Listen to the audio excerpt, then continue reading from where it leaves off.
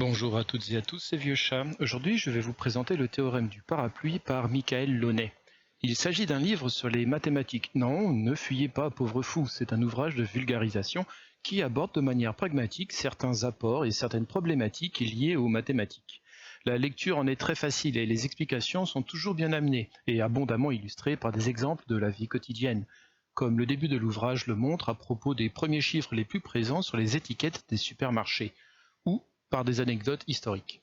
Le livre se lit comme une promenade. Accompagné par Monsieur Launay, nous découvrons des mystères liés au nombre et aussi leur application dans les sciences physiques. Vous y apprendrez même à ne plus avoir peur des fameuses théories d'Einstein.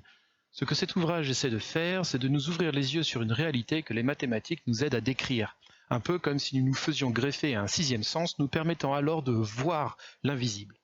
Le fil rouge des différentes parties abordées est le fameux théorème du parapluie. Théorème qui n'en est pas un au sens mathématique du terme, mais la formulation de cet aphorisme mérite bien qu'on l'élève au rang de théorème pour la durée de ce livre. Il éclaire d'ailleurs une des raisons qui expliquent le désamour de tant de personnes avec les mathématiques, tout en expliquant aussi l'attrait de cette matière pour certains. D'un théorème, deux explications. Les mathématiques s'écartent du réel pour ensuite y revenir. Et c'est là toute leur beauté, créer des chemins de traverse dont la logique interne parfois incongrue, il n'y a qu'à voir l'invention des nombres complexes, trouve pourtant un chemin de retour vers notre réalité. Cette digression hors du réel peut effrayer ou attirer, c'est selon l'histoire de chacun. Et ce livre permet de mieux comprendre l'attrait de cette discipline, en plus de nous offrir un cours d'histoire des sciences, certes limité, mais des plus agréables. En voici d'ailleurs un extrait. Napier était un étrange personnage. Comme beaucoup de savants de son époque, il se mêle de diverses disciplines, touchant aussi bien à la théologie qu'à l'astronomie ou aux mathématiques. On raconte sur lui une anecdote qui, pour n'avoir rien de mathématique, n'en demeure pas moins instructive sur sa personnalité. Son voisin, un nommé de Rollin, élevait des pigeons qui venaient manger ses graines sur son terrain.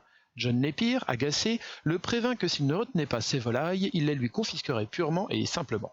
Il se fit rire tonner, et de Rollin lui lança qu'il pouvait toujours courir pour les attraper.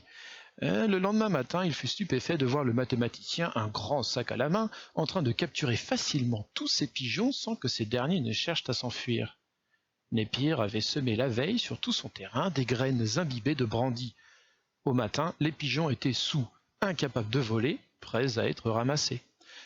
Il est probable que cette histoire ne soit qu'une légende, mais elle nous apprend toutefois une chose: John Napier était expert dans l'art de résoudre des problèmes par des moyens inattendus.